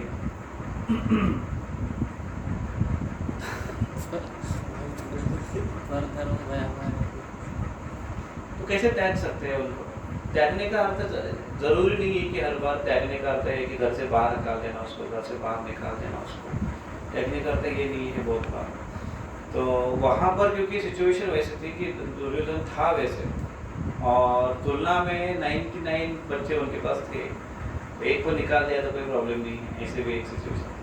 अभी समस्या ये रहती है कि माता पिता भक्त हो अभक्त हो, लेकिन ज़्यादा से ज़्यादा एक रहते ज़्यादा से ज़्यादा एक मतलब कम, एक से कम तो हो नहीं सकता है, तो वो भी कम कर सकते लोग ना। एक तो 2 लोग ज़्यादा से ज़्यादा 2 करते हैं, 2 बच्चे होते हैं, उसमें से भी एक अगर खराब निकला तो अभी क्या करेंगे? उसको त्याग थोड़े सकते हो, तो वो त्याग देंगे तो फिर बच्चे बड़े हो जाएंगे तो माता पिता को घर से हटा देंगे। तो शास्त्र का हमको उदाहरण देखना चाहिए। शास्त्र में भी ऐसे हमारे संत हुए कि जिनके सारे के सारे बच्चे उनके वैष्णव नहीं है, तो उन्होंने क्या किया? उन्होंने अपना कर्तव्य किया, संभाला उनको, एक स्तर पर उनको आगे बढ़ाया। अद्वैताचार्य के पुत्र अच्युतानंद केवल एक ही उनके वैष्णव थे, भक्त थे, बाकी सारे भक्त नहीं थे। कुछ थे वो तार्किक प्रकार के थे या निराकार रूप में भगवान को ज्ञानी के रूप में ऐसे थे, तो सब भक्त नहीं थे। तो तो उन्होंने क्या किया, उन्होंने सबको अपना समान पद्धति से संस्कार देने की कोशिश की। जो ली वो अच्छी बात है, जो नहीं ली उनका कोई खास उल्लेख नहीं आता। उनके साथ वैसे एज यूजुअल उनके साथ व्यवहार, अपना कर्तव्य कर लिया, उसके बाद भगवान देखेंगे उनको जो करना है। वहां पर त्यागने की बात क्यों आई थी धृतराष्ट्र के साथ? क्योंकि वो दुर्योधन ऐसे व्यक्ति था कि वो अगर नहीं त्यागा जाएगा उसको, तो उसके कारण सारा कुरु वंश पूरा नष्ट होने वाला है। क्योंकि वो ऐसा कुछ कार्य कर रहा है, दुर्योधन ऐसा करेगा, ऐसे बता रहे थे, बाद में भी बता रहे थे विदुर जी कि उसको त्याग दो बड़ा होने के बाद, दुर्योधन बड़ा होने के बाद। तो वहां पर एक समय एक तरफ एक पुत्र है और एक तरफ पूरा वंश है, कुरु वंश है। यहाँ पर वैसी बात नहीं है। यहाँ पर अगर वैष्णव है, उनके बच्चे अगर डिवोटी नहीं है डिवोटी या नहीं भी डिवोटी है, तो उन्होंने अपनी फैसिलिटी, उन्होंने अपने कर्तव्य संभाल देते हुए उनको जो अपने कर्तव्य वो कर्तव्य उनको देना है, उनको आगे बढ़ाना है। उसके बाद फिर बच्चे उनको जो करना है वो अपने कर्तव्य करें। उन्होंने अपना कर्तव्य नहीं भी किया माता पिता के प्रति, तो माता पिता ने अपनी तैयारी करके रखनी है कि ये सुनने वाला नहीं है, हमारी तरफ से करने वाला नहीं है, उसको जो अच्छा लगे वो करो। प्रयास करना चाहिए, अगर नहीं कर रहा है तो क्या कर सकते हैं, और कुछ कर नहीं सकते। ये ऐसे ब्लैक एंड व्हाइट और यस नो का आंसर नहीं है। इसमें वो सिचुएशन क्या है वो देखना आवश्यक है। बहुत बार तो ऐसे है कि घर में ऐसी परिस्थिति है कि कोई भाई भक्त नहीं है और माता पिता दोनों अकेले ही है, वो भक्ति कर रही हैं और उनको बहुत स्ट्रगल जा रहा है। घर में बच्चों की शादी हुई है, बहुएं आई है, अभी क्या घर में उनका कुछ चलता नहीं, कोई सुनते नहीं, वो घर में ऐसे एकदम अपराधी के जैसे उनको रहना पड़ रहा है। बेटर है वो दोनों ने वानप्रस्थ लेना चाहिए। वानप्रस्थ के लिए प्रभुपाद जी कहते हैं कि वृंदावन के हमारे मंदिर है, वहाँ पर आ जाओ, कोई जंगल में मत जाओ, वानप्रस्थ के लिए मंदिर में आ जाओ, सेवा करो। और अगर भोसाल में ऐसे तो अपना भी मंदिर बन रहा है, वहाँ पर भी बहुत सारे प्रोजेक्ट है, वहाँ पर आकर उधर सेवा करो। प्रभुपाद जी कहते हैं एक सर्टन एज पर, चाहे बच्चे भक्त हो चाहे बच्चे भक्त न हो, सर्टन एज पर उन्होंने फुल टाइम भगवान की सेवा में अपना समय देना चाहिए। डीटी वर्शिपिंग में लगना चाहिए, मंदिर के डीटी वर्शिपिंग में उन्होंने लगना चाहिए। इसलिए बहुत सारे भक्तों को हमने देखा है मंदिर के आजू बाजू में अपना एक तो घर लेकर रहते हैं या फिर मंदिर के जो रूम्स है उसमें आकर निवास करते हैं और पूरा उनका समय भगवान की सेवा में चला जाता है। डीटी वर्शिपिंग करेंगे, नहीं तो गार्डनिंग करेंगे, नहीं तो सब्जी कटिंग करेंगे, कुछ ना कुछ सेवा में रहेंगे, एंगेज भी रहेंगे, सेवा भी हो रही है और भक्तों के संग में है। और घर की कोई वो सब जो टेंशन वाली बात है वो भी नहीं है, आराम से रह रहे। तो ऐसे लोग हैं हमारे। एक हमारे अभी का उदाहरण है, अपने यहाँ पर एक भक्त थे पहले, हमारे यहाँ पर कोई सेटअप नहीं था, हम भी लोग बाहर भुवनेश्वर में रहते थे, तो यहाँ से वो आए, औरंगाबाद के एक भक्त थे, वो यहाँ पर आए थे। काफ़ी उन्होंने बच्चों की अपनी शादी वादी एक का हुआ था शायद, एक की बाकी थी, लेकिन वो घर में बहुत उनको परेशानी होती थी, कोई भक्त नहीं था, कोई उनकी बात सुनते नहीं थे, यही कमाने वाले थे। फिर उन्होंने एक दिन सोचा, उन्होंने घर वालों को बता के देखा, उनको बताया भी, देखो तुम लोग ऐसा करोगे तो मैं चला जाऊँगा। तो वो लोग बोले जाओ, बोले हमको कोई जरूरत नहीं तुम्हारे, ऐसे वो बोलते थे। उन्होंने घर छोड़ दिया, फिर बाद में रोने लगे वो लोग, अरे ये सब भी छोड़ के चला गया। वो आगे इधर मंदिर में सेवा करने लगे थे, अपने भोसाल मंदिर में सेवा करते थे। उसके बाद फिर यहाँ पर हम लोग नहीं थे तो उनको कुछ खास सेवा उनको दिखाई नहीं दे रही थी, वो थोड़ा सा समस्या हो रही थी। तो फिर वो वृंदावन चले गए। वृंदावन में बहुत अच्छा सेवा कर रहे हैं, बहुत सुंदर सेवा कर रहे हैं। वो प्रभुपाद जी के ड्रेसिंग भी करते हैं, ब्राह्मण दीक्षा भी हो गई उनकी, और वैष्णव की ड्रेस बना रहे हैं, कुर्ते बहुत सुंदर सीते हैं वो, उसको सन्यासी उनकी इतनी अच्छी सेवा कर रहे हैं पूरी तरह से सेवा में। फिर उसके बाद फिर एक उसके छोटा लड़का था, उनकी शादी जब तय हुई तो वो शादी के लिए आए, अपना कर्तव्य का फिर से चले गए, अपना कर्तव्य कर गए वो। तो ये बहुत बड़ा एक आदर्श है हमारे लिए कि कैसे कर सकते हैं। बी रेडी फॉर दैट, तैयार रहना चाहिए, ठीक है। और प्रभुपाद जी ने जैसे बोला है कि हमने ऐसे घर तैयार किया है कि जिसमें सब लोग रह सकते हैं, पूरा विश्व रह सकते हैं, तो ऐसे नहीं बोला है। घर मतलब अभी हमको उस घर में रहने के लिए निकलने की तैयारी करनी चाहिए।